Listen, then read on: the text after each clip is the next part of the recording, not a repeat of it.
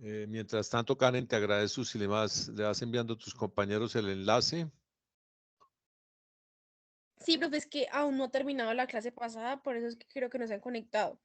Yo estoy en las dos clases porque la clase todavía no ha terminado. Ah, es que no. Sí. Ah, ya, ahora sí te entiendo, claro. Ah, no, entonces esperemos.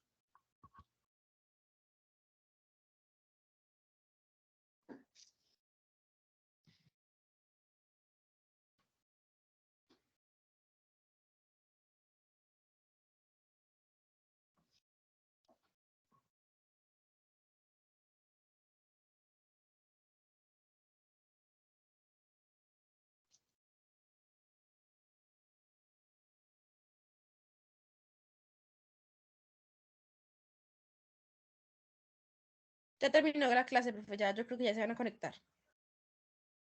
Bueno, muy bien.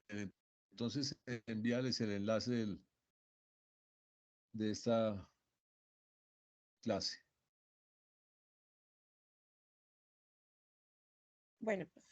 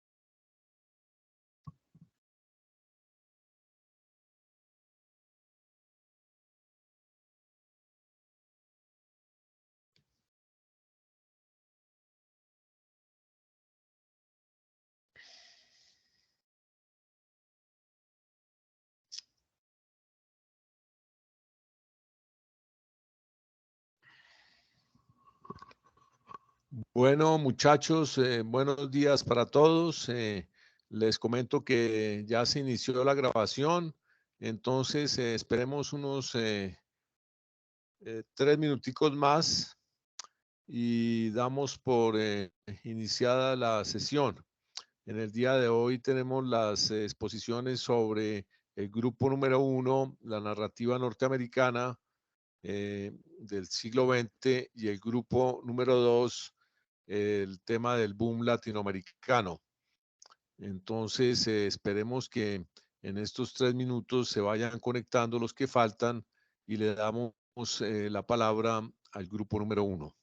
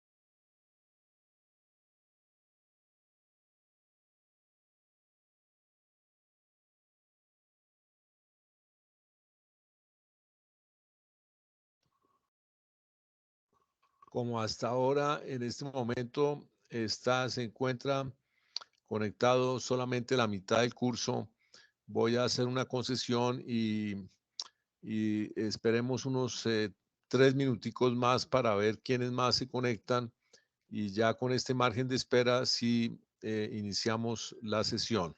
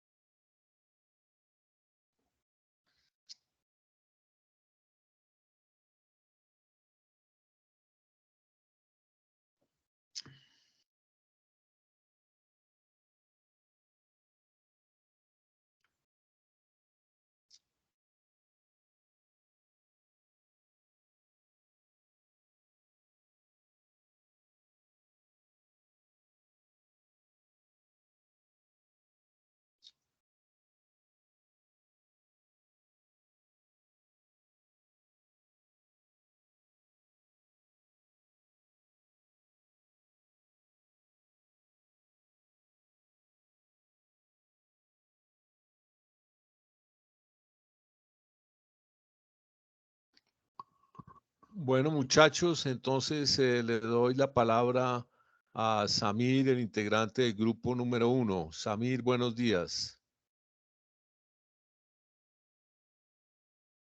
Buenos días, profesor, ¿cómo está? Bien, gracias, Samir. Profe, pues le comento que tengo un inconveniente porque... Ah, no, mentiras. Como que ya apareció. Permítame un segundito, que es que la Ah, compañera bueno. está intentando colgar las diapositivas. Bueno, Samir, muy bien.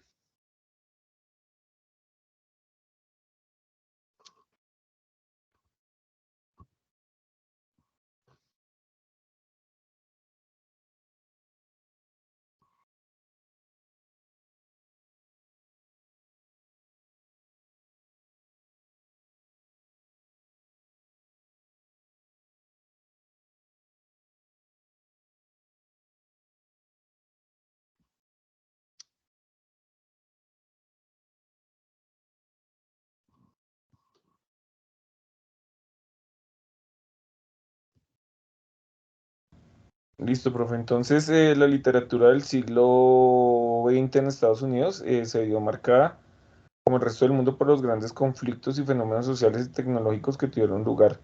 Las dos guerras mundiales, la Gran Depresión de 1929, las distintas revoluciones en el mundo, el comunismo, el programa espacial, la industria cultural, entre otros. Los periodos de propiedad y de gran movimiento social, como los llamados felices años 20, la defensa de los derechos civiles y la prosperidad económica de los años 50 y 60 también influyeron sobre el arte y la literatura. La literatura estadounidense del siglo XX tiene dos periodos bien marcados, el modernismo y el posmodernismo. En primer lugar, el modernismo desde inicios del siglo, más o menos desde 1910 hasta 1945. El tono literario general que encontramos es de desilusión, desesperanza y profundo nihilismo, aunque hay determinadas obras en las que se pueden encontrar resquicios de esperanza. En segundo lugar, en el posmodernismo, periodo que abarca de 1945 hasta el nuevo milenio, se puede encontrar una literatura profundamente política por la influencia del movimiento de los derechos y libertades civiles y la primera y la segunda ola del feminismo.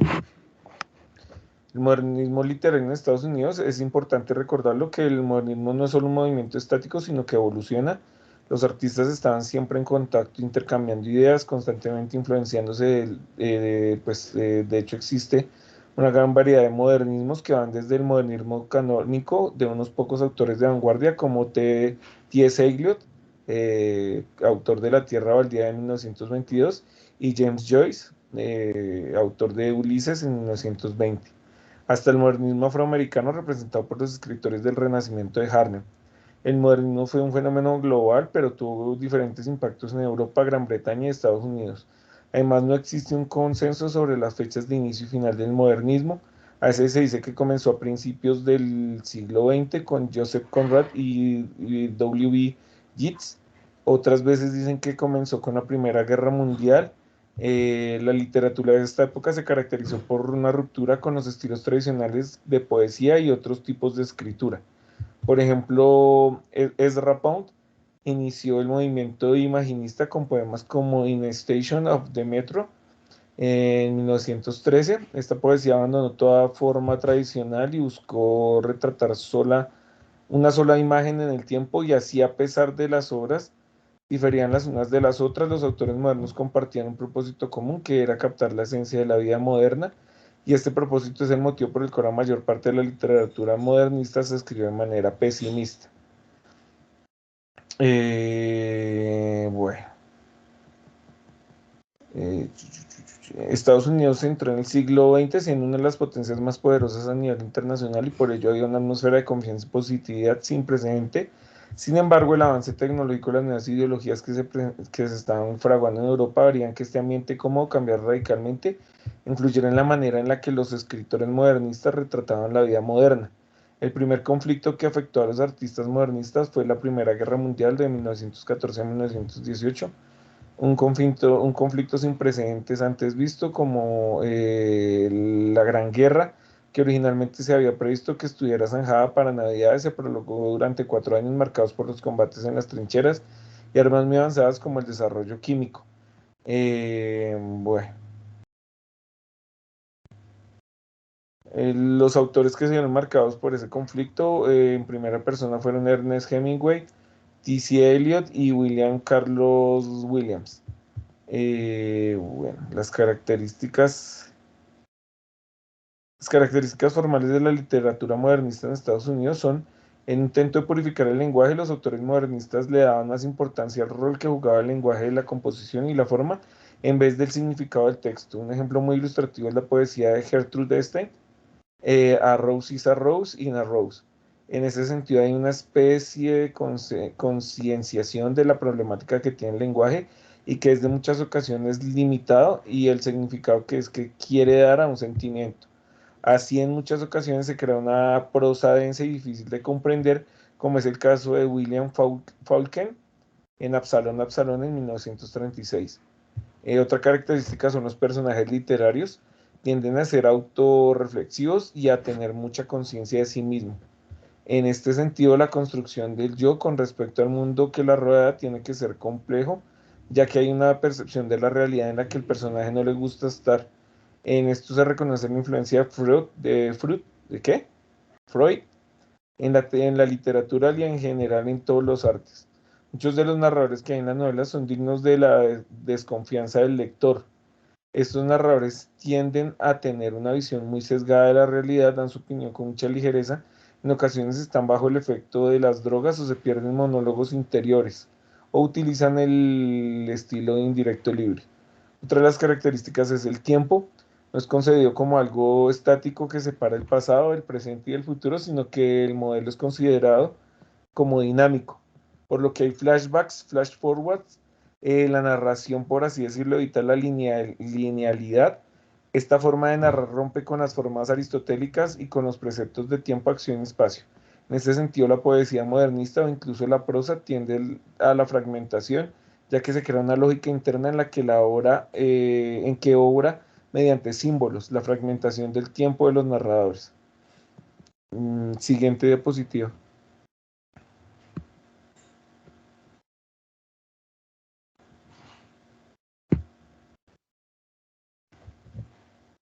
Siguiente diapositiva, Edna.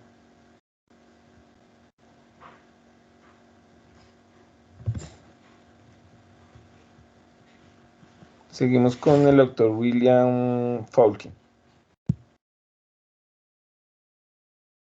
William Faulkner es un escritor estadounidense, figura entre los grandes novelistas en el periodo entre guerras.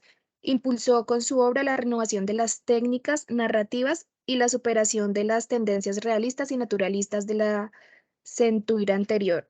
Por la relevancia de su producción y la influencia que había de ejercer, se le sitúa al mismo nivel de los maestros europeos del periodo, como lo son Marcel Proust y James Joyce. Pertenece a una familia tradicional y sudista, marcada por los recuerdos de la Guerra de las Sesiones, sobre todo por la figura del bisabuelo, el coronel William Clark, personaje romántico y autor de una novela de éxito efímero. En Oxford, la escasa atención que prestaba Faulkner a sus estudios y al puesto que se le consiguió su familia en los correos anduvo paralela a su avidez lectora, bajo la guía de un amigo de la familia, el abogado Pilstone.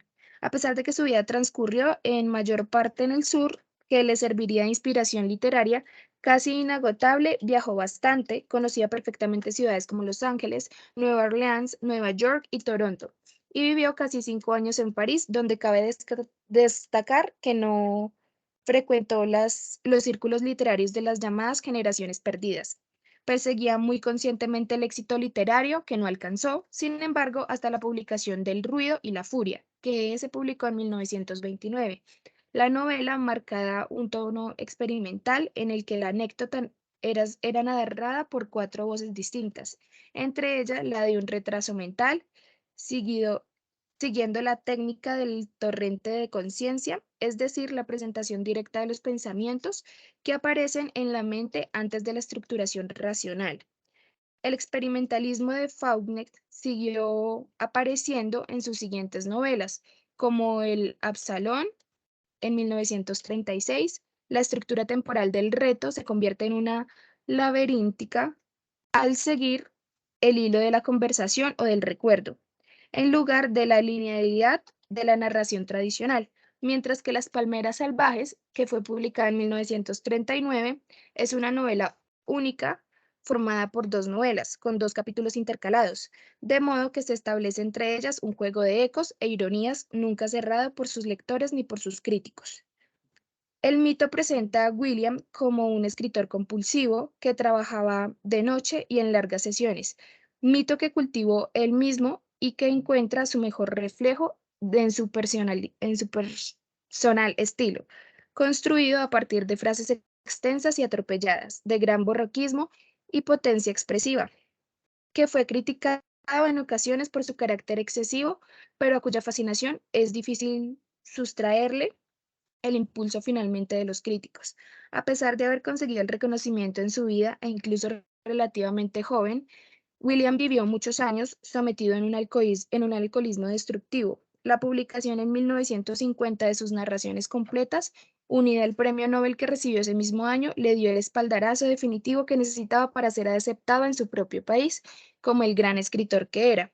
Su existencia cambió a partir de ese momento. Recibió numerosos honores, escribió guiones de cine para productores cinematográficos de Hollywood, trabajo que aceptaba principalmente por motivos económicos, dado su elevado ritmo de gastos, y se convirtió en un hombre público e incluso fue nombrado embajador itinerante por el presidente. Los últimos años de su vida que transcurrieron entre conferencias y colaboraciones en el director del cine, viajes y relaciones sentimentales efímeras y cuyas desintoxicaciones dan la impresión de angustia creciente y nunca resuelta. Siguiente.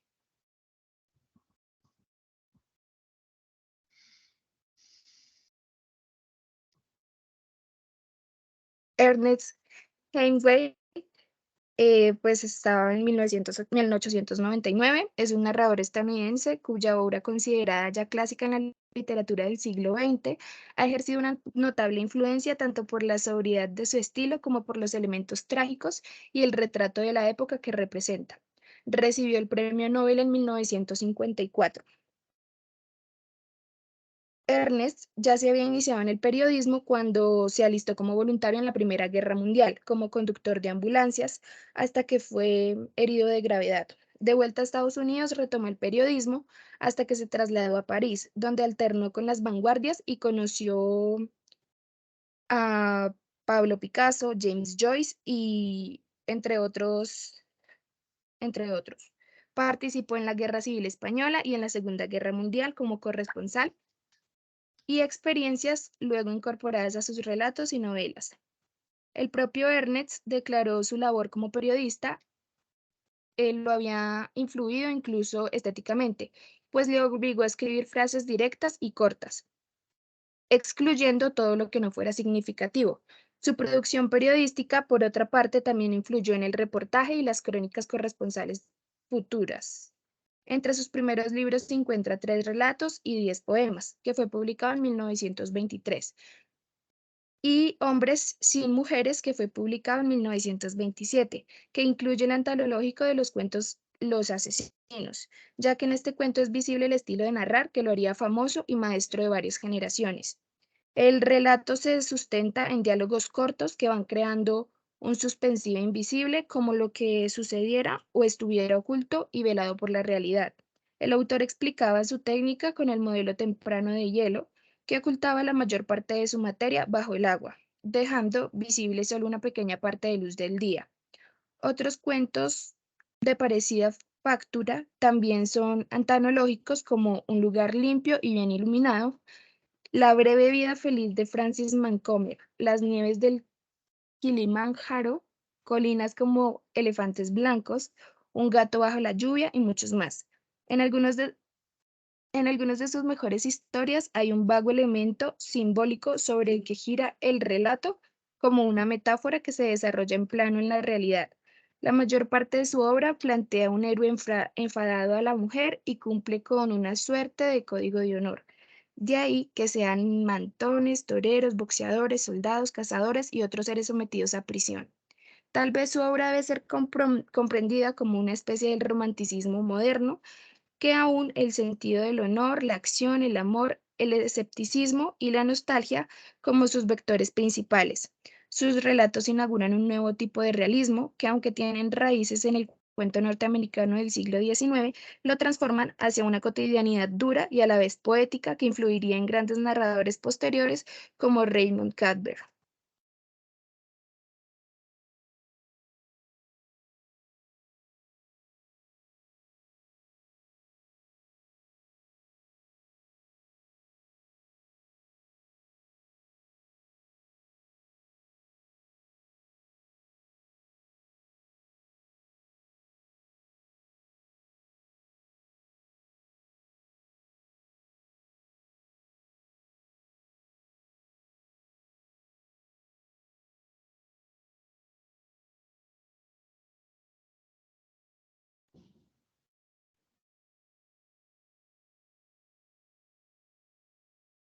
Hola, uy, un segundito.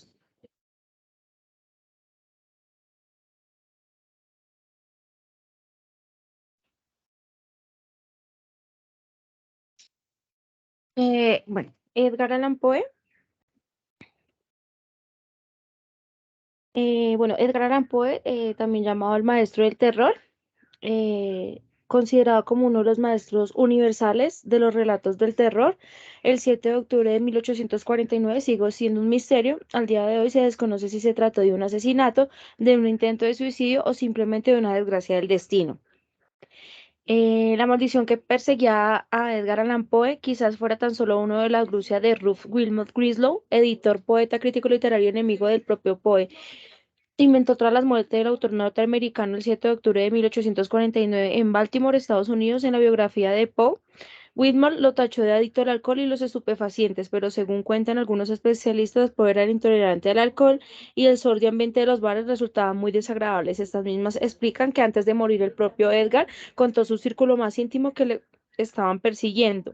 Edgar Allan Poe nació en Boston el 19 de enero de 1809 y cuenta con una tradición popular, lo que hizo con muy mala estrella, hijo de uno de los mediocres actores de teatro. Quedó huérfano antes de cumplir los 3 años. Un acomodado, próspero hombre de negocios, John Allan, quien vivía junto a su esposa Frances en Richmond, Virginia, acogió al pequeño Edgar y aunque este tomó el apellido del padrastro y creció en su hogar, nunca llegó a ser adoptado legalmente. Edgar Allan Poe se consideró un caballero del sur. Ser huérfano conllevaba un estigma en la aristocracia y clasista sociedad del sur de los Estados Unidos. Era muy difícil de evitar. Poe nunca cuestionó los valores con los cuales se fue educado, escepticismo ante los progresos y la democracia, exaltación de la mujer de su papel. Su esposa y madre justificaron la esclavitud y la idealización del feudalismo medieval y el desprecio del masculinismo. El pequeño Edgar fue acogido por un acomodado matrimonio de Richmond, los Allan, de quienes tomó el apellido, aunque no fue adoptado.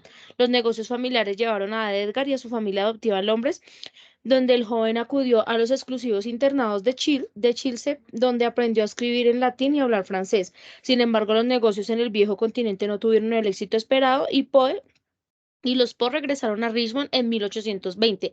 Mientras el padrastro de Poe era un hombre huraño y nunca apoyó a Edgar en su afán de ser escritor, su madre adoptiva puso toda su fe en el muchacho y siempre demostró su cariño.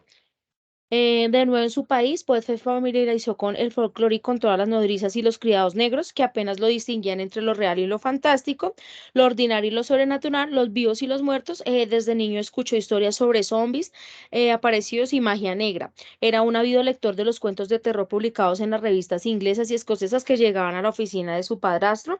Lo gótico y lo romántico se mezclaba en las historias en las que los argumentos tenían un lugar en páramos sombríos, mansiones y ruinas cuyas protagonistas eran familias castigadas por una maldición. Por esto el joven aprendió a recitar poemas de Walter Scott para el deleite de sus amigos y de su madre. Llegando al momento, su padrastro decidió pagar los estudios universitarios de Edgar con el deseo de que aprendería leyes y comercio. Matriculado en la Universidad de Virginia, pues se aficionó demasiado al juego, ya que el dinero que recibía de su familia no era suficiente, y a la bebida, lo que le provocaba un estado a la vez de euforia y lucidez. Durante su estancia en la universidad, Poe se interesó por todas las disciplinas y siempre iba con un libro entre la mano. Pero cuando su padrastro se negó a pagar sus deudas de juego, se vio obligado a dejar el centro, humillado y deshonrado. Tras discutir con John Allan, Poe se marchó en Boston con un baúl y algo de dinero. En el año de 1827 publicaron su primer libro, Tamerlán y otros poemas, que pasó por desapercibido. Los recursos económicos de Poe empezaron a menguar y se dio cuenta que no tenía pues suficiente dinero para vivir. Se alistó al ejército y entonces fue trasladado a Charleston y con el tiempo fue ascendido a artificero. Pero también aquí tuvo problemas tras ser juzgado por la corte marcial por desobediencia y abandonar el servicio en el año de 1831. Partió hacia Nueva York y publicó con la ayuda de algunos antiguos compañeros de academia sus obras poemas. Poe se familiarizó con el folclore y las nodrizas. En el año de 1833, Poe ganó un premio de $50 por la obra manuscrito hallado en una botella, y gracias a la ayuda de un acaudalado caballero llamado John Pennington Kennedy consiguió trabajo como redactor en el periódico Southern Before Messenger, donde pudo publicar diversas narraciones y poemas. Bajo su dirección, el periódico se convirtió en el más importante del sur del país. El 22 de septiembre de 1835, Poe contrajo matrimonio con su prima de 13 años, Virginia Elise Clem, aunque fue certificado el matrimonio que pidió meses después, aparecía registrado con la edad de 21 años. En esa época, Poe tenía 26 años. En el año de 1839 escribió Tales of the Grunts, Cuentos de lo grotesco a varesco, su sexto libro, que se publicó en 2 volúmenes que incluían algunas de sus obras más emblemáticas, como La caída de la casa de Huster o Legía. La situación económica de Poe mejoró bastante y se trasladó junto a su esposa y su suegra a Richmond, donde por primera vez desde su niñez pudo vivir tranquila y cómodamente. Poe desarrolló el germen de lo posteriormente se conocería como novela policíaca con la obra de los crímenes de la Cal Morgue. En el año de 1849 obtuvo un éxito extraordinario con su relato acerca del fabuloso tesoro escondido llamado El Escarabajo de Oro. En 1845 escribió El Cuervo y otros poemas. En 1846 Poe publicó una de las obras más famosas, El Barril del Amontillado. El 30 de enero de 1847, su esposa Virginia murió a causa de tuberculosis. A pesar del estado de desesperación del que había caído el escritor, en este entonces, cuando escribió una de las obras tan relevantes como Ulalume y décimo Alucinando, un ensayo cosmogónico al que llamó Eureka. En el año de 1849 Poe concertó un matrimonio con Sarah Elmin Ross y a pesar de todos sus allegados lo vieron entusiasmado inclusive con el proyecto. Poe un día desapareció y se perdió el rastro. El 3 de octubre del mismo año, Poe fue hallado en las calles de Baltimore en un estado de delirio, muy angustiado y necesitaba ayuda inmediata. Fue trasladado por su amigo James, donde murió el domingo 7 de octubre en 1849 a las 5 de la madrugada. En ningún momento fue capaz de explicar cómo había llegado pues, a la situación. La leyenda cuenta que en sus últimos momentos invocó obsesionadamente a un tal Reynolds, el explorador que le había servido referente a la novela Las Aventuras Fantásticas, la narración de Arthur Gorman Pine. Sus últimas palabras fueron que Dios ayuda a mi pobre alma. Tanto los informes médicos como los certificados de defunción, los periódicos de la época dijeron que la muerte del genio del misterio se debía a una congestión o una inflamación cerebral. Con este solía descubrir la época de los fallecimientos por motivos más o menos vergonzantes, como era el caso del alcoholismo. Mi siguiente compañero.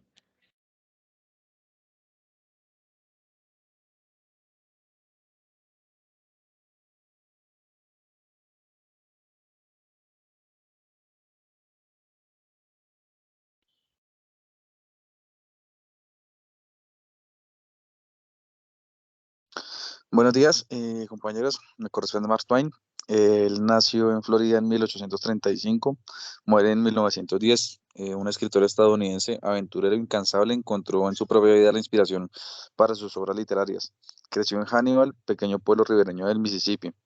A los 12 años quedó huérfano de padre, abandonó los estudios y entró como aprendiz de tipógrafo en una editorial, a la vez que comenzó a escribir sus primeros artículos periodísticos en redacciones de Filadelfia y San Luis. Con 18 años decidió abandonar su hogar e iniciar sus viajes en busca de aventuras y sobre todo de fortuna.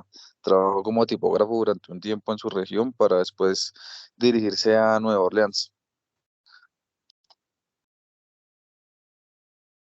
Eh, de camino se enroló como aprendiz de piloto de un vapor fluvial, profesión que le entusiasmaba y que desempeñó durante un tiempo, hasta que la Guerra de Secesión de 1861 interrumpió el tráfico fluvial, poniendo fin a su carrera de piloto.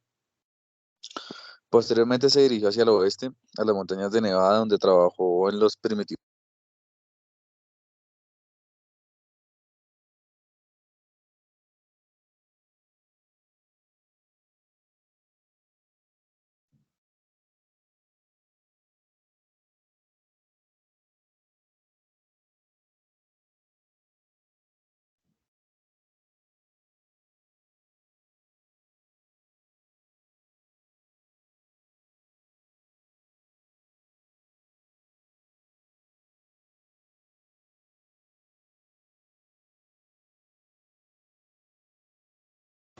¿Verdad?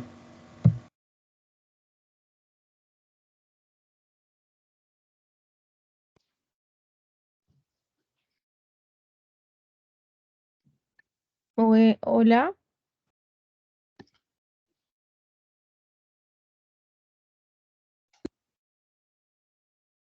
¿Me escuchan? Sí, ¿qué pasó ahí? Como periodista viajó a San Francisco, donde conoció al escritor Bret Hart, quien le animó a proseguir su carrera literaria. Empezó entonces una etapa de continuos viajes como periodista y conferenciante que le llevaron a Polinesia y Europa, y cuyas experiencias relató en el libro de viajes Los Inocentes en el extranjero, de 1869, al que le siguió A la Brega, de 1872, en el que recrea sus aventuras por el oeste. Tras contraer matrimonio en 1870 con Olivia Langdon, Se estableció en Connecticut. 6 años más tarde publicó la primera novela que le daría fama, Las aventuras de Tom Sawyer, basada en su infancia a orillas del Mississippi. Antes había escrito una novela en colaboración con C.D. Warner, La Edad Dorada, en 1873, considerada bastante mediocre. Sin embargo, su talento literario se desplegó plenamente con Las aventuras de Huckleberry Finn en 1882, obra ambientada también a orillas del Mississippi, aunque no tan autobiográfica como Tom Sawyer, y que es sin duda su obra maestra, e incluso una de las más destacadas de la literatura estadounidense, por la que ha sido considerado el Dickens norteamericano. Cabe destacar también Vida en el Mississippi de 1883, obra en que, más que una novela, es una espléndida evocación del sur, no exenta de crítica a raíz de su trabajo como piloto.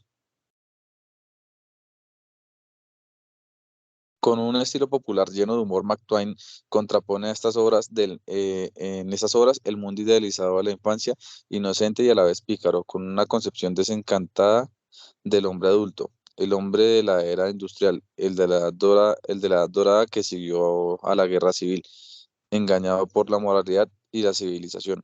En sus obras posteriores, sin embargo, el sentido del humor y la frescura del mundo infantil evocado dejan paso a un pesimismo y a una amargura cada vez más patente, aunque expresada con ironía y sarcasmo. Una serie de desgracias personales, entre ellas la muerte de una de sus hijas y de su esposa, así como un grave quebranto económico, ensombrecieron los últimos años de su vida. En una de sus últimas obras, el forastero misterioso manifestaba que se sentía como un visitante sobrenatural llegado con el cometa Halley y que había de abandonar la Tierra con la siguiente reaparición del cometa, tal como efectivamente sucedió. Continuamos con Sinclair Lewis. Eh, Él nace en 1885, muere en 1951, fue un novelista y dramaturgo estadounidense cuya obra expresó la falta de espiritualidad del hombre medio norteamericano. Autor de la célebre novela Babbitt, fue en 1930 el primer premio Nobel estadounidense. Estudió en la Universidad de Yale y trabajó como reportero y editor literario durante algunos años, en los que fue discípulo de Upton Sinclair. Realizó también colaboraciones humorísticas en diversas revistas y trabajó como secretario de redacción de Transatlantic Tales, hasta que se marchó a Panamá para incorporarse a las obras del canal. Su primera novela célebre fue la satírica Calle Mayor, que dividió las opiniones de la crítica. Por un lado, le recriminaban el presentar una visión inexacta y poco justa de la vida norteamericana, mientras que otros argumentaban que la novela era implacable, pero acertada, con los vicios y falsedades propios de la democracia. La salida de Babbitt en 1922 concitó también mucha polémica por los matices encerrados en la aparentemente simple historia de un típico hombre de negocios norteamericano que encarna el sentido común, pese a ser a la vez tan contradictorio que cree en cosas que nunca lleva a cabo. La palabra Babbitt se integró rápidamente al vocabulario de la nación para significar el prototipo de hombre medio norteamericano con todas sus connotaciones peyorativas. Luego publicó otras dos novelas, Trampa Humana en 1926 y Elmer Gantry en 1927. Esta última una aguda sátira donde retrata la figura de un apócrifo pastor infiltrado en la iglesia protestante. La obra provocó gran escándalo entre los ministros de la iglesia y entre no pocos de sus fieles. En 1928 dio a conocer el hombre que conoció a Coolidge, que arremetía contra la práctica de la política de Estados Unidos. Dodsworth, de 1929, por su parte, es un análisis de la mujer de clase media norteamericana, y Obra de arte, de 1934, describe y juzga las costumbres de la industria de hostelería en Estados Unidos.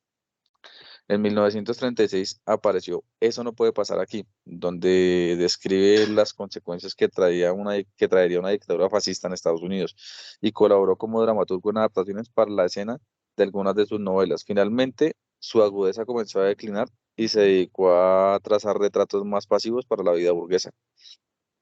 Con el tiempo, la crítica respecto a su obra permaneció dividida. Uno le reprochaban el estilo naturalista y un realismo que linda con lo periodístico, atribuyéndole poca capacidad artística y creativa. Otros estudiosos, sin embargo, creen que, aunque no sea precisamente un estilista, creó valores perdurables con su capacidad satírica y su mirada descriptiva y combatiente sobre la sociedad norteamericana que ha generado escuela por su enfoque moral de la realidad. Sinclair Lewis rechazó el premio Pulitzer que se concedió a su novela Arrowsmith en 1925 por considerarlo un galardón conservador. Siguiente compañero.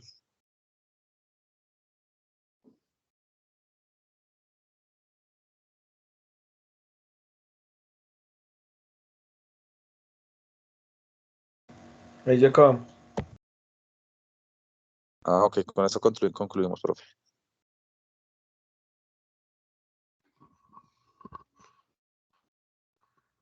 Bueno, muy bien. Quiero felicitar al grupo número 1. Es una buena exposición, muy completa, muy bien documentada.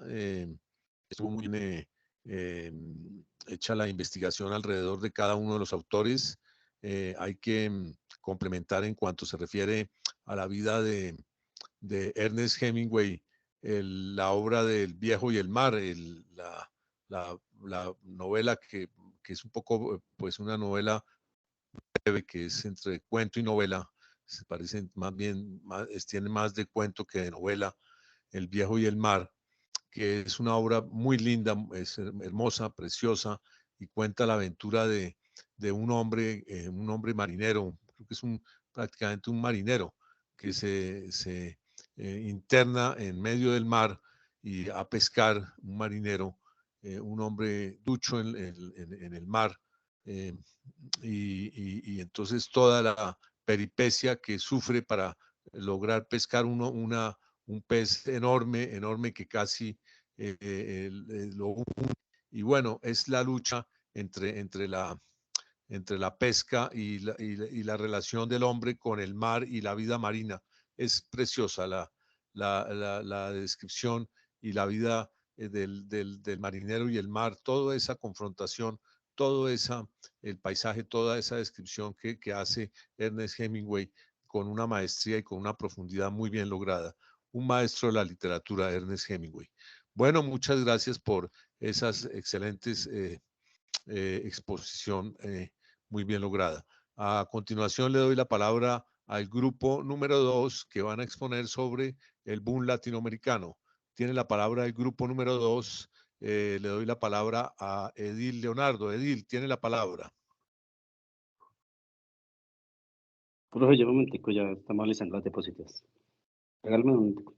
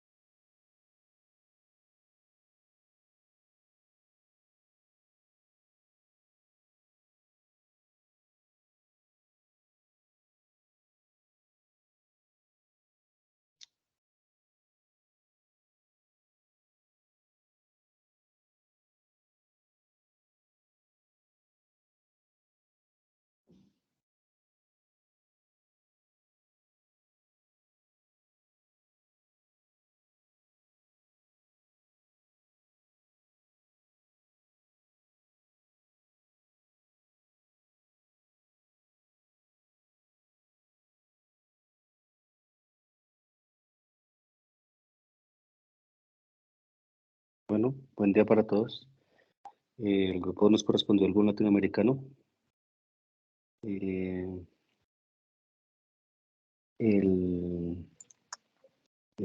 te saltaste muchos. El boom latinoamericano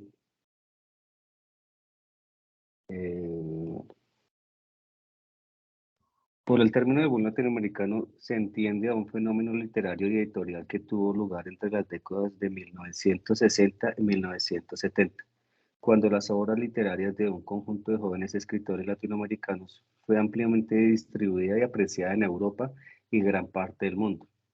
Estas obras cambiaron los paradigmas de lo que hasta entonces se esperaba literariamente de la región, o como lo describe el autor chileno José Donoso, había irrumpido una docena de novelas que eran por lo menos notables, poblando un espacio antes desierto. El boom latinoamericano instituyó a muchos de los autores que hoy en día consideramos clásicos en América Latina, pero que en su momento se estaban iniciando, presentaron proyectos novelísticos experimentales de alto contenido social y político. Así, se convirtieron en un gesto de vanguardia, especialmente en Europa y otras latitudes, dominadas entonces por consideraciones más bien de tipo conservador. El primer paso en dicha internacionalización fue, en sentido, el triunfo de estos autores en España. Algunos nombres del boom son más conocidos que otros, y algunos de sus autores gozaron de mayor reconocimiento formal que otros. Sin embargo, no existen realmente fechas de inicio y de cierre del boom, ya que no se trató realmente de un movimiento literario organizado, sino un fenómeno editorial. Por eso tampoco se tiene una lista formal de sus integrantes, ni de los precursores que sirvieron de escuela para la aparición de esta importante generación de escritores latinoamericanos. Siguiente diapositiva. Al mismo tiempo, el boom latinoamericano abrió grandes puertas a la literatura latinoamericana. Se convirtió rápidamente en referencia literaria en el mundo hispano y fuera de él, mediante sucesivas traducciones y ediciones a lo largo del globo. Siguiente diapositiva. En particular, el público estadounidense fue impactado por las obras del boom en un contexto político mundial muy retador como lo fue la Guerra Fría, cambiando incluso paradigmas del momento respecto a la interpretación y del rol de los escritores en la sociedad. Origen del boom latinoamericano. El boom inicia en la década de 1960. Fue una época particularmente conflictiva en América Latina, debido a la Guerra Fría y sus tensiones entre movimientos revolucionarios como la triunfante Revolución Cubana de 1959 y las interferencias políticas diplomáticas estadounidenses en su contra, que financiaron cruentas dictaduras derechistas en América Latina. Dicho panorama se complicó aún más cuando la intelectualidad del continente se dividió en opiniones en torno al régimen de Fidel Castro. Tras el encarcelamiento de 1967 del poeta cubano Eberto Padilla y su esposa Belkis Cusamale, acusado de activistas surrealistas por haber leído públicamente el poema Provocaciones. En este contexto surgieron las novelas del boom, aprovechando el repentino interés de América Latina que la época había suscitado. Desde el coloso editorial Seis Barral, Carlos Barral y la agente literaria Carmen Valets tomaron la iniciativa de la difusión de las obras latinoamericanas. Ambos estaban instalados en Barcelona y definieron una particular proyección hacia los mercados de habla francesa. Incluso se ha afirmado que las masivas ventas de estas novelas latinoamericanas revivieron particularmente a la moribunda industria editorial española, sometida a la censura del régimen franquista. Siguiente diapositiva. Características. El boom fue un fenómeno esencialmente editorial y centrado sobre todo en el género de la novela. Se destacaron los proyectos novelísticos que tendían a la experimentación formal, a la innovación del lenguaje y a ciertos atrevimientos sociales y políticos. Un rasgo común de estas novelas es su deseo de vanguardia, tratamientos del tiempo de forma no lineal, apuesta por la polifonía o la aparición de múltiples voces en el relato, uso abundante de neologismos y juegos de palabras. Se enfatizaba cierto internacionalismo o identidad regional y nacional que no se alejaba del relato histórico, sino que lo usaba de telón de fondo. Sus temáticas y perspectivas renovaron un notorio estancamiento en el realismo literario de la época y pusieron la emergencia de nuevos nombres a la palestra editorial hispana. Por otro lado, el boom ha sido criticado por consistir en su totalidad de escritores varones, en cuyas novelas el tratamiento de lo femenino evidencia el machismo imperante en América Latina. Además, en su mayoría provenían de sectores ilustrados y universitarios de la sociedad, con un importante ascenso en la cultura universal, es decir, que eran poco representativos del pueblo latinoamericano de la época. Siguiente diapositiva. No existe una unidad temática en las novelas del boom. Esto se debe a que sus apuestas responden siempre al universo de intereses y al estilo personal del autor. Sin embargo, a grandes rasgos, puede decirse que el boom prefirió temas vinculados a lo nacional, lo regional o a lo que aspiraba a una nueva identidad latinoamericana. En consecuencia, estas obras apuntaban a reemplazar antiguos lugares comunes con arquetipos que a su vez se convertían en clásicos con mucha rapidez. Algo importante es la ruptura de las barreras entre lo fantástico y lo cotidiano. Así aparecieron vertientes como el realismo mágico, por un lado valiéndose de cierto aire de exotismo latinoamericano para narrar eventos maravillosos desde una perspectiva realista. Por otro lado, la ficción histórica, fuertemente anclada en las tensiones políticas de lo real.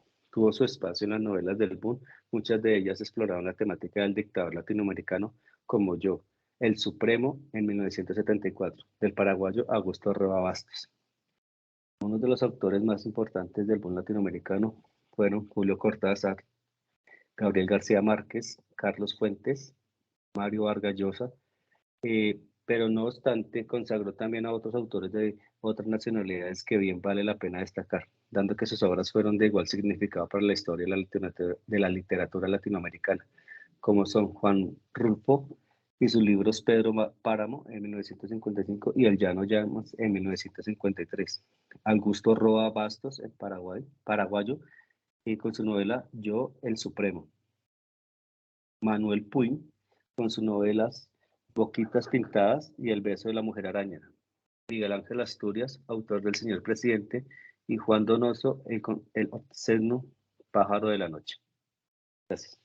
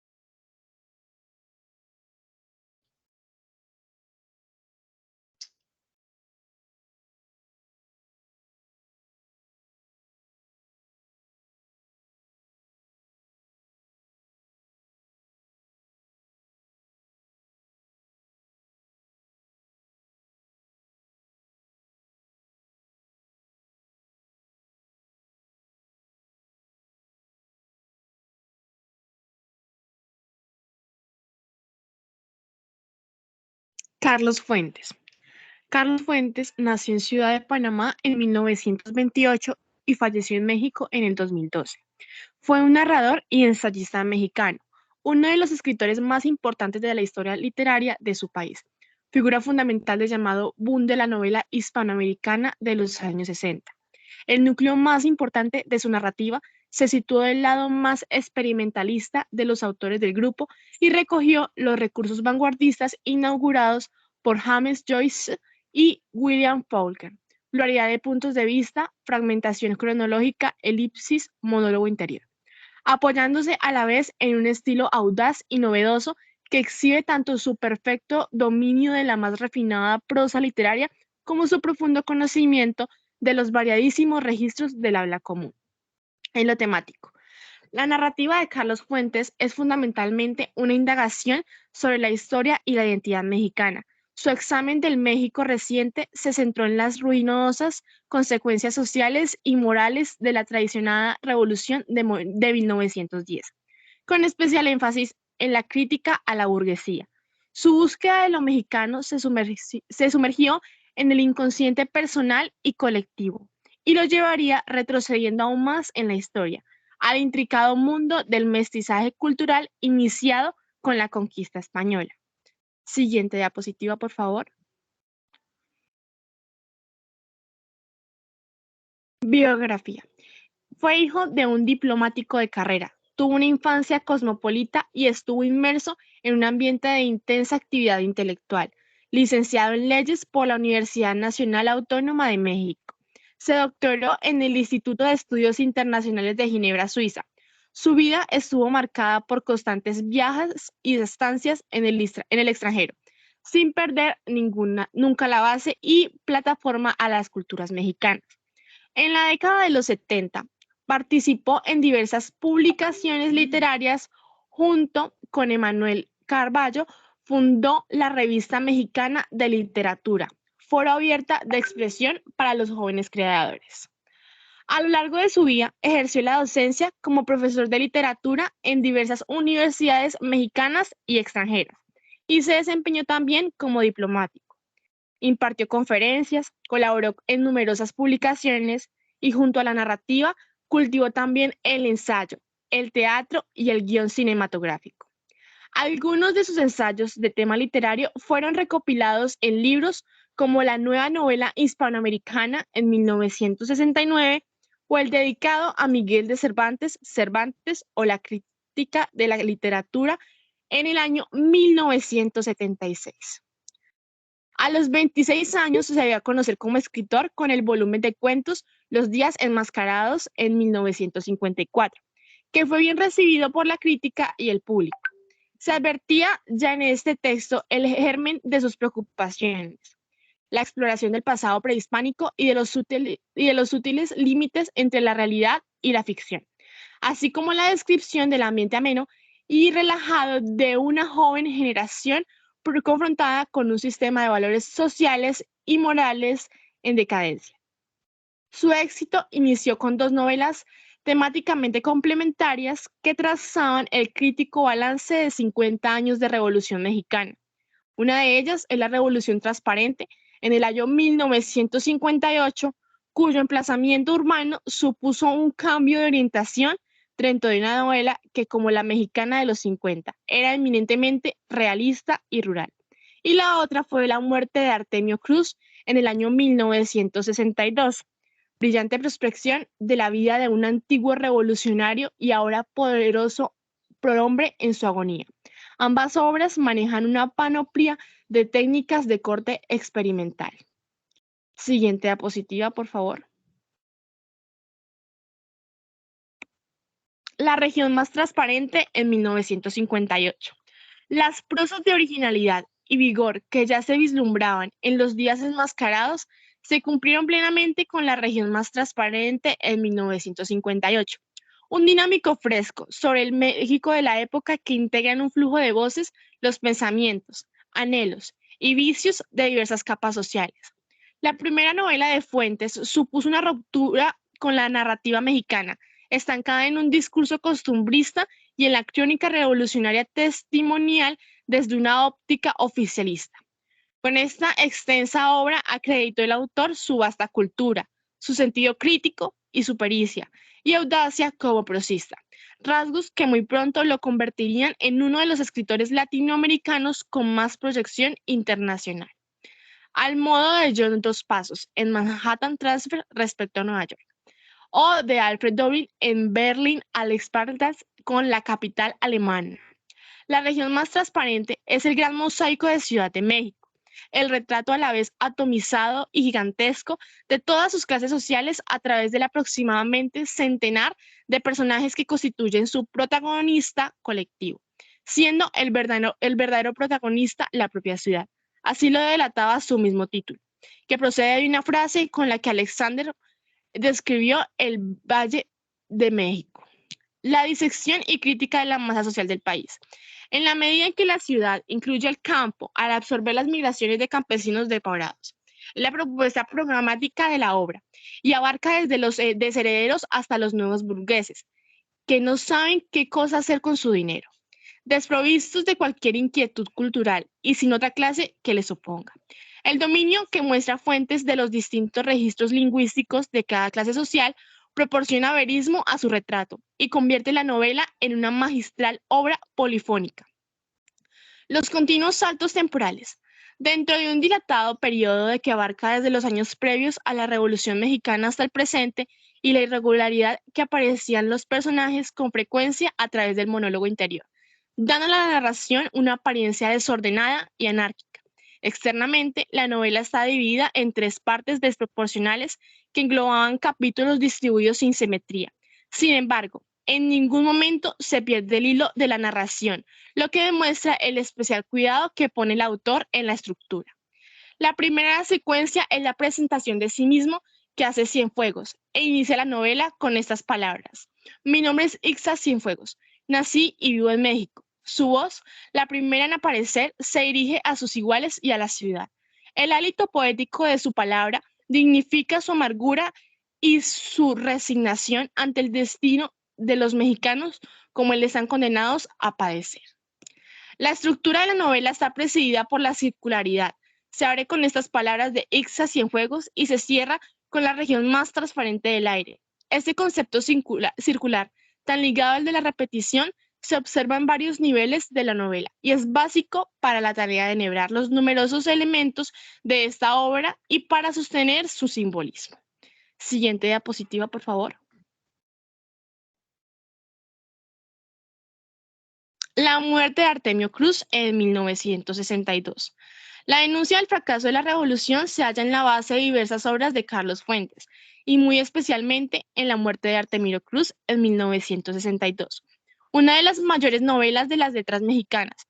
Sus páginas detienen por un instante con una prosa compleja de identidades fragmentadas, el flujo de conciencia de un viejo militar de la revolución de 1910 que se encuentra a punto de morir, e indagan también en el sentido de la condición humana. El magisterio de James Joyce, autor que le impresionó profundamente, es patentemente en el uso de monólogo interior como técnica narrativa fundamental, en el manejo del monólogo. Fuentes superó en esta obra en complejidad y acaso en riqueza al mismo maestro. Alegóricamente, la historia de Artemiro Cruz es del nacimiento, implantación y muerte de la Revolución Mexicana. El antiguo revolucionario refleja el modo en que se prostituyeron sus valores, subrayando que tal traición fue libre decisión de su soberana voluntad y no de presiones históricas, aunque sí quizá de una inquietante atmósfera común o de una audiza naturaleza humana. El egoísmo, la ambición, la sed de poder y riqueza lo movieron lo mismo que a tantas personas de su entorno, carentes de todo escrúpulo. Pero el relato en el que destacaban un amor juvenil de Artemio que coincide con los días entusiastas de la revolución, su posterior matrimonio por interés y sin amor en tiempos de la institucionalización, y un amor clandestino de la madurez con el que intenta rehabilitarse espiritualmente, perderían gran parte de su autoridad de no ser forma con que Fuentes ha sabido arroparlo. Viejo rico y poderoso en la hora de su muerte. Fuentes relata la larga agonía de Artemio Cruz y los episodios en ella evocados mediante el empleo riguroso y sistemático del yo, del tú y el él. A través del yo nos ofrece en tiempo presente. La obra se sitúa en el año 1959, el monólogo interior del antiguo revolucionario agonizante, mientras que el tú corresponde a su subconsciente, que instruye el moribundo acerca del futuro de sus elucubraciones mentales. Y con el él recuerda, por el contrario, la vida pasada de Artemio y de quienes le rodearon, o bien sea, rodeó en los distintos momentos de su vida.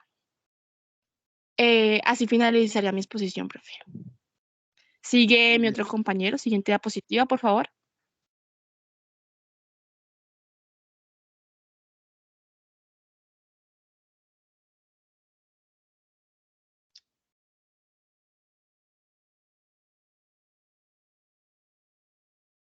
Ok, bueno. Entonces, yo les voy a hablar pues, de Gabriel García Márquez. Fue un escritor y periodista colombiano reconocido principalmente por sus novelas y cuentos. Nace y pasa sus primeros años en una zona caribeña del norte de Colombia, que le marca especialmente por su contraste con Bogotá y otras zonas del país en las que vive. Más tarde, en 1947, empieza a estudiar Derecho, carrera que abandona para dedicarse al periodismo, y sus primeros artículos se publican en El Despertador y en el Heraldo. Después pasa a integrar el conocido como Grupo de Barranquilla, de cuya mano conoce la obra de los autores de más adelante le influenciarían Faulkner, Virginia Woolf y entre otros. A los 28 años publicó la primera novela, La hojarasca, en 1955.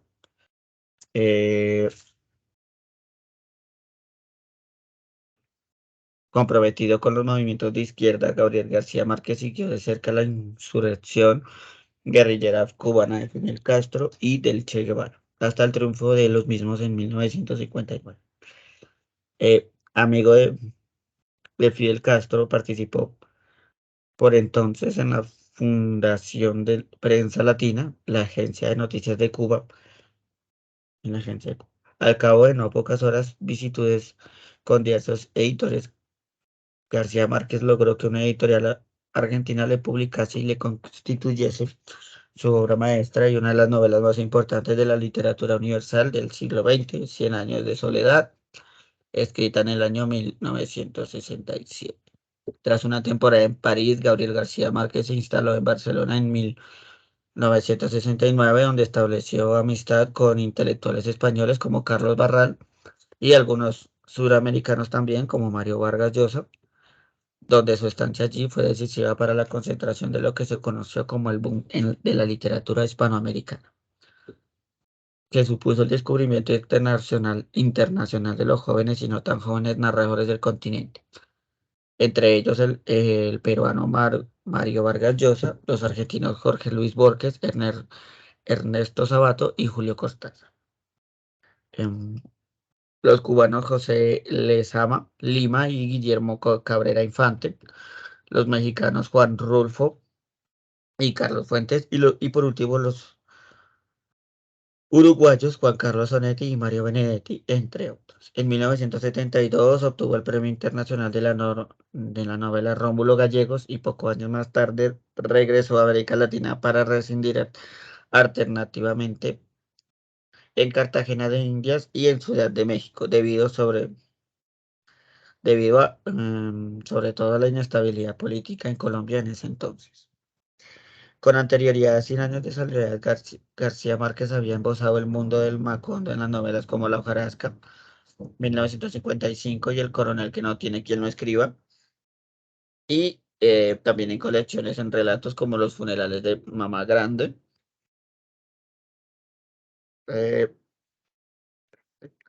Después de 100 años, su narrativa, despojada en mayor o menor medida de elementos fantásticos, mantuvo un altísimo nivel. Es el caso de las novelas como El otoño del patriarca, que somete alusivamente al tratamiento el tema del dictador hispanoamericano. Crónica de una muerte anunciada, relato de un crimen de honor basado en sucesos reales que sobresale por su perfección constructiva y ha sido considerado su segunda obra maestra.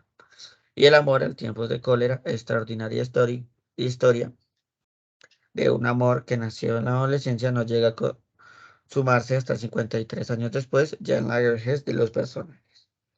Su prestigio literario, que en 1982 le valió el Premio Nobel de Literatura, le confirió autoridad para hacer oír su voz sobre la vida política y social colombiana en ese entonces.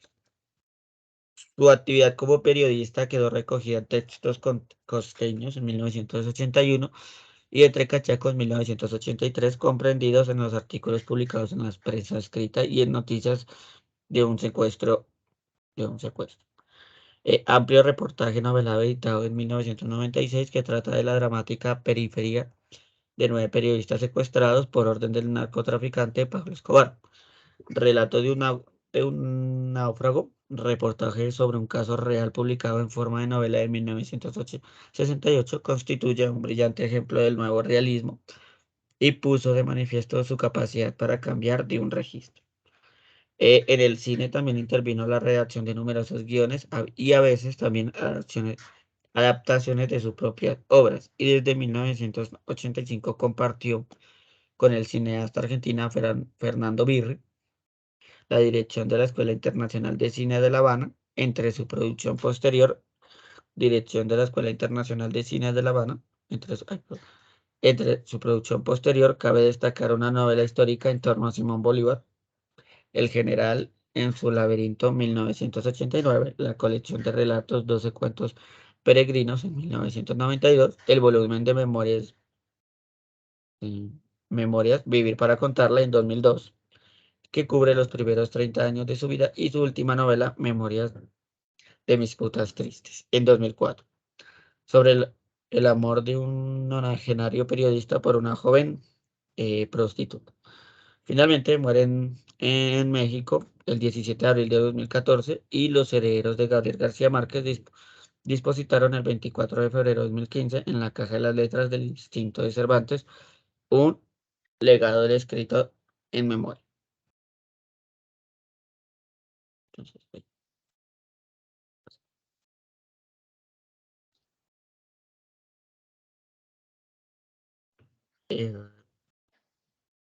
aportes de Gabo.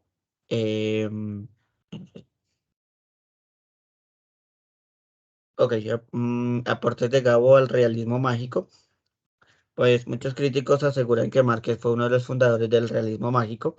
En sus obras hay una presencia constante del elemento de mágico-fantásticos que no tienen explicación. En 1967, la novela Cien años de soledad fue publicada por primera vez Inmediatamente. El autor ganó el reconocimiento mundial en ese entonces. Bueno, pues por último, pues voy a explicarles eh, por qué Cien años de soledad fue un libro tan importante que lo llevaría a ganar el premio Nobel de literatura.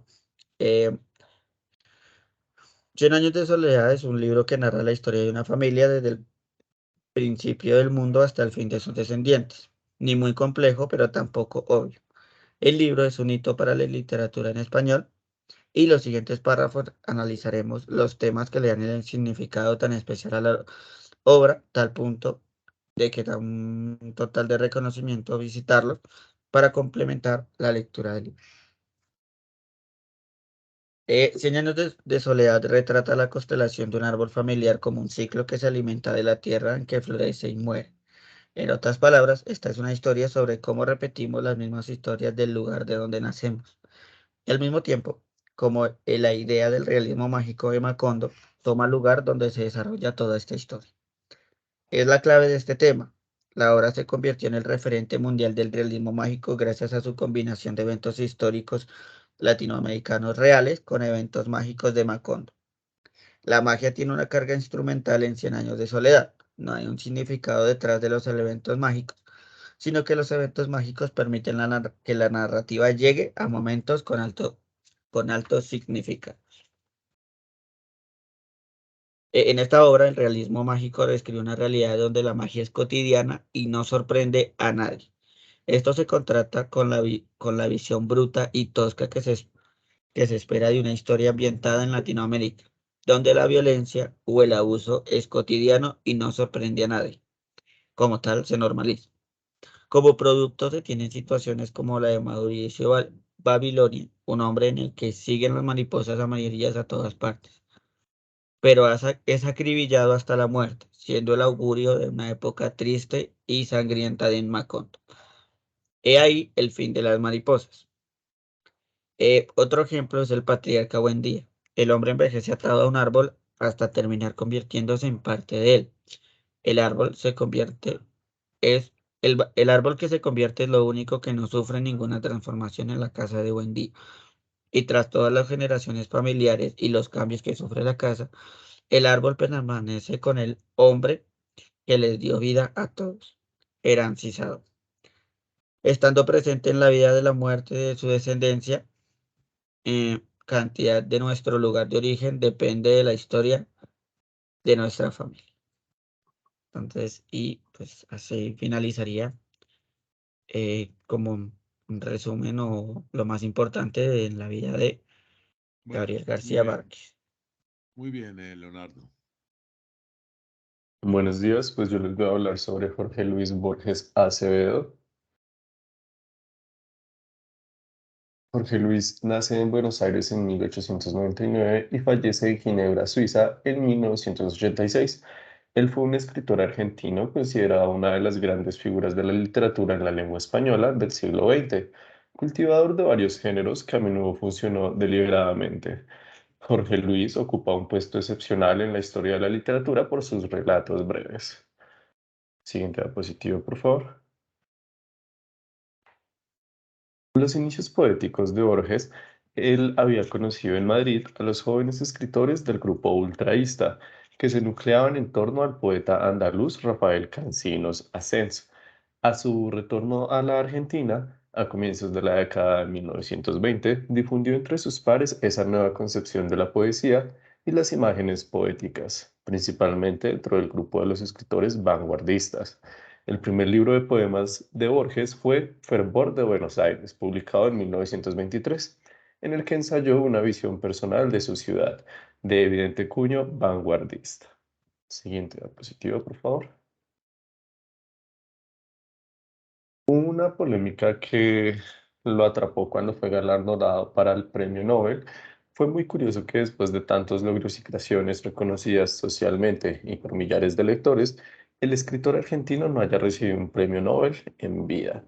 Al respecto, los relatos de su vida, María Kodama aclaran lo acontecido, narrando que Jorge Luis Borges Acevedo fue llamado a Chile para recibir un doctorado honoris causa de la Universidad Católica. Este reconocimiento lo entrega directamente el presidente del país por tradición, lo cual para la fecha se trataba del dictador Augusto Pinochet. Siguiente diapositiva, por favor. La viuda de Jorge Luis Borges relata que la tensión se generó tras recibir una llamada telefónica directamente desde la Academia Sueca, solicitando que no viajara a Chile, donde le iban a otorgar el doctorado honoris causa, ya que lo estaban postulando para el Nobel de Literatura.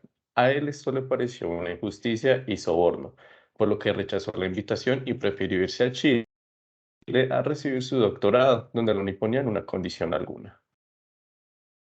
Siguiente diapositiva, por favor. En vista que la decisión más justa para Borges fue recibir el Premio de Chile, la Academia Sueca lo condenó no otorgándole el Nobel de Literatura, ignorando lo trascendental de su obra y todo el arte que contenían sus escritos. Por ello, su viuda acusa a la Academia Sueca de su decisión, obviando todo el arte de su escritura por razones políticas, pasando por alto que no fue llamado directamente por el líder autoritario, sino por la universidad directamente. Siguiente diapositiva, por favor. Jorge Luis Borges se caracterizó por varias publicaciones entre narrativas, poesía y varios ensayos. Entre sus creaciones más notables son los cuentos El Aleph, el libro de arena, y la memoria de Shakespeare. Entre sus obras poéticas podría destacarse El Hacedor, Elogio de la Sombra y La Rosa Profunda, y de sus ensayos El tamaño de mi esperanza e Inquisiciones.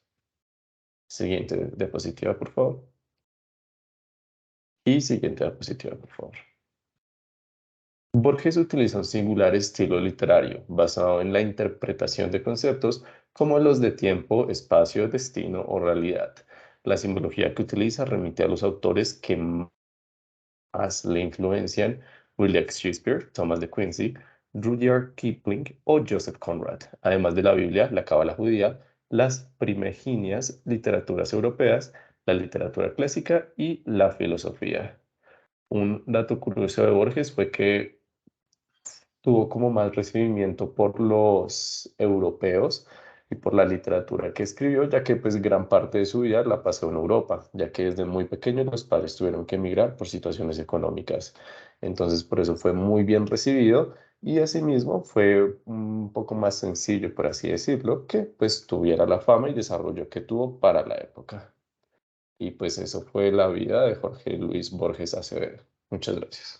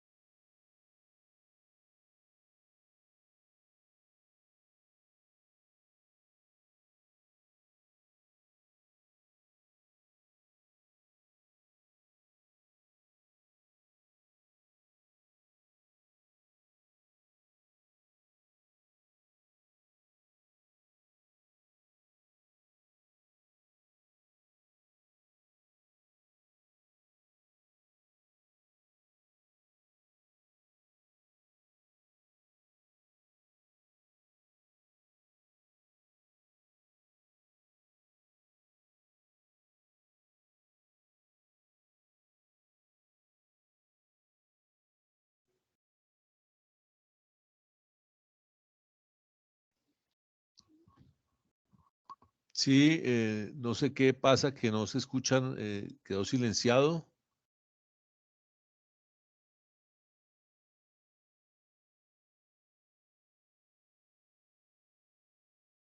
Profe, pues es que de pronto pues la compañera Ángela Claros no pudo estar presente en la clase, entonces yo le voy a colaborar por el Ah, siguiente bueno, autor, Leonardo. que es de ella. Según esto tenemos, bueno, obras, La ciudad y los perros, conversación en la Catedral de la Guerra del Fin del Mundo, géneros en el que participó, eh, realismo social y la literatura hispanoamericana.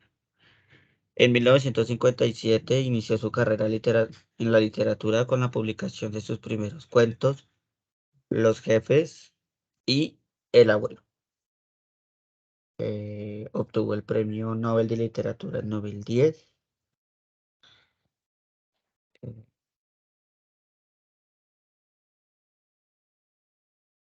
espera, un segundo. Espera un segundo, por favor.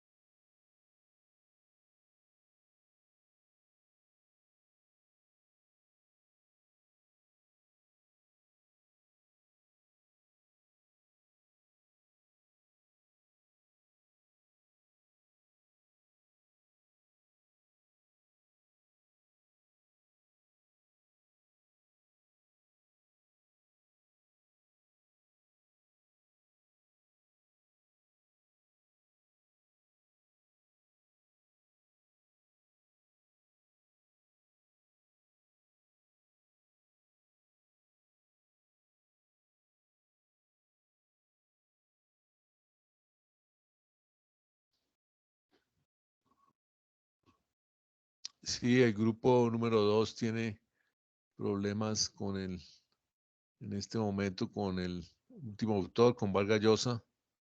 No sé cómo van a...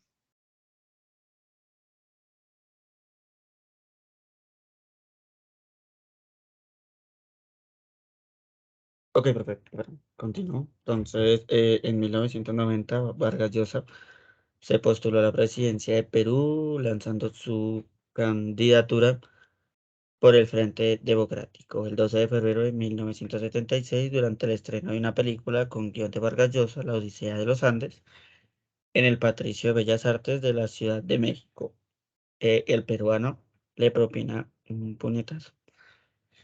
puñetazo a su hasta entonces amigo García Márquez. Gabriel García Márquez. Mm, ok, entonces, pues hasta el momento eso sería lo que la compañera indagó, Mario Vargas Llosa. Bueno, muy bien.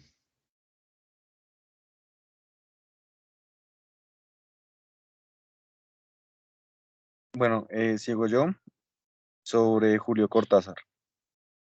Fue un escritor y traductor y este último oficio lo desempeñó para la UNESCO y otras editoriales. De nacionalidad argentina, optó por la nacionalidad francesa en 1981 en protesta contra la dictadura militar en su país, el cual lo persiguió y hasta prohibió sus escritos en Argentina, mientras que él residía en Francia. Siguiente, por favor.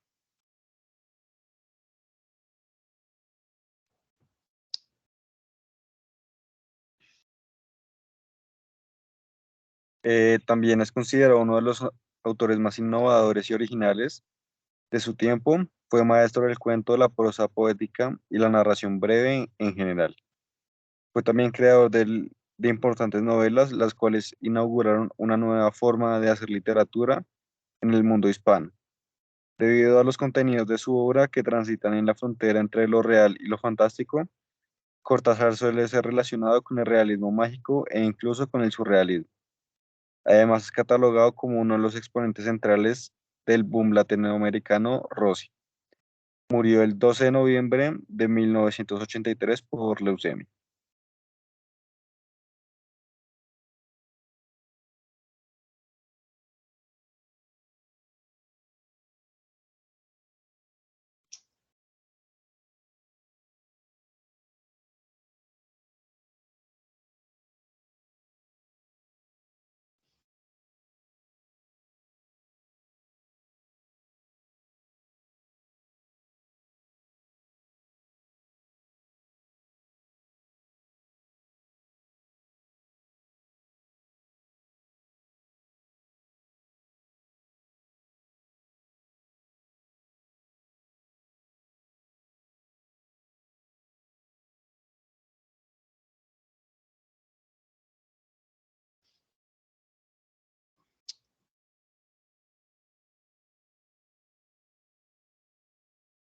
Ok, profe. Entonces, así damos finalizado la exposición sobre el boom latinoamericano. Bueno,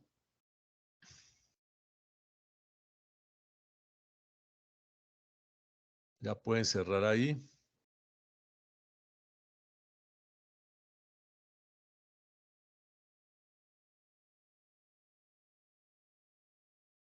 Bueno, muy bien. Faltaría anotar lo siguiente alrededor de Vargas Llosa y Julio Cortázar, que quedaron pues breves, tal vez por cuestión de tiempo y de investigación alrededor de estos dos autores. Vargas Llosa, pues un autor peruano muy importante, ganador del Premio Nobel de Literatura, también actual escritor, tiene la última novela que escribió.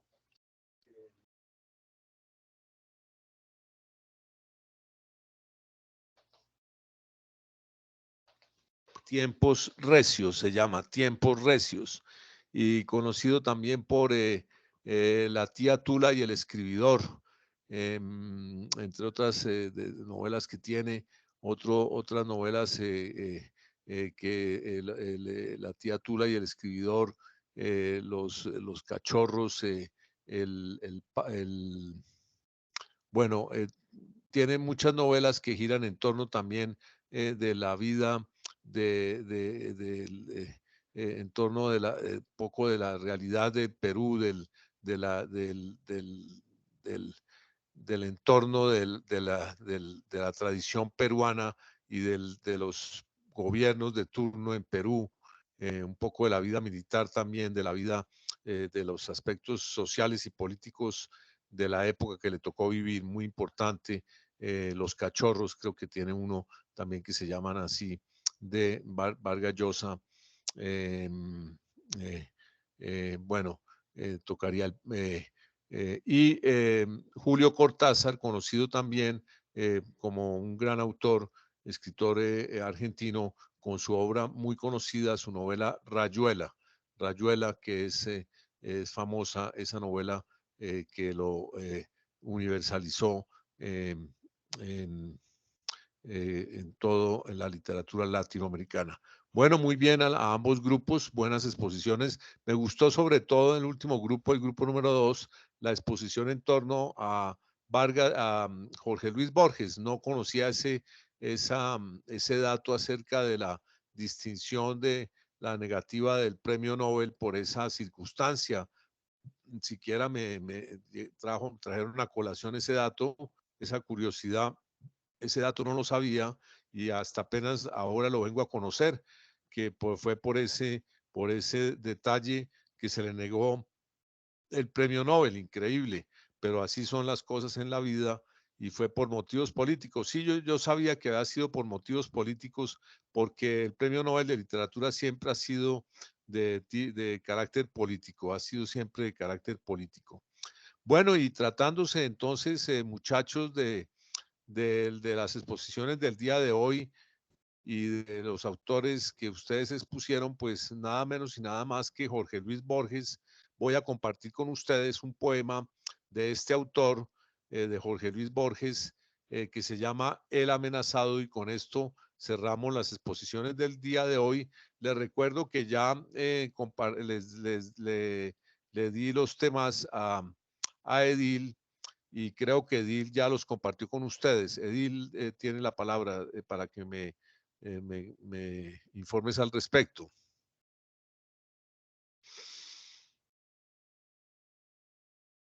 Profe, qué pena, ¿sobre qué?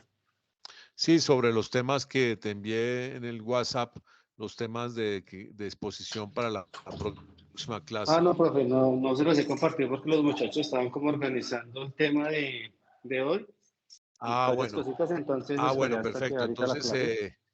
bueno, entonces muy bien. Entonces, Edil, a continuación, una vez termine esta clase, más adelante les va a compartir con ustedes los temas de exposición. Yo les voy adelantando el tema del grupo número 1. Va a exponer para la próxima clase la poesía colombiana del siglo XIX, historia y características, y unos 6 representantes importantes que les anoté ahí en ese listado que tiene DIL. Y en el grupo número 2, también la poesía colombiana del siglo XX, historia y características, y otros 6 representantes sobresalientes en el siglo XX. 6 poetas del siglo XIX para el grupo número 1, y 6 poetas colombianos del siglo XIX para el grupo número 1, y 6 poetas colombianos del siglo XX para el grupo número 2. Entonces voy a terminar con el poema El Amenazado de Jorge Luis Borges. Dice así, se los voy a declamar de memoria. Dice así: es el amor, tendré que ocultarme o que huir. Crecen los muros de su cárcel como en un sueño atroz. La hermosa máscara ha cambiado, pero como siempre es la única. ¿De qué me servirán mis talismanes, la vaga erudición, el ejercicio de las letras, el aprendizaje de las palabras que usó el áspero norte para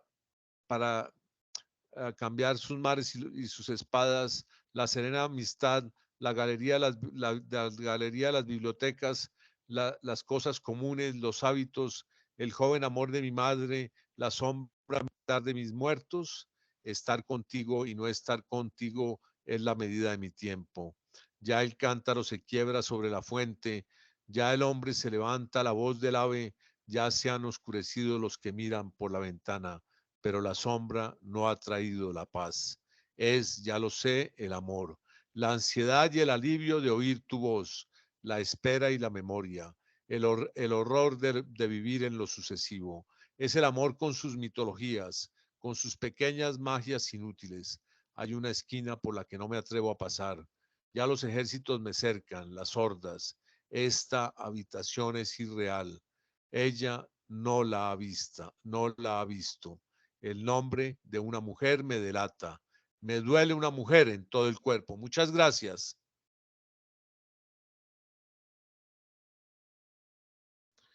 Bueno, muchachos, entonces deseándoles a todos un feliz día, y nos veremos el próximo martes en esta misma hora, en este mismo horario y en el mismo canal. Muchas gracias a todos y que tengan todos un feliz día. Hasta pronto. Gracias, profe. Igualmente, feliz semana. Gracias. Gracias, profe. Lo mismo, buen día y feliz semana. Gracias, Leonardo, muy amable. Hasta luego, Edil. Hasta luego, Karen.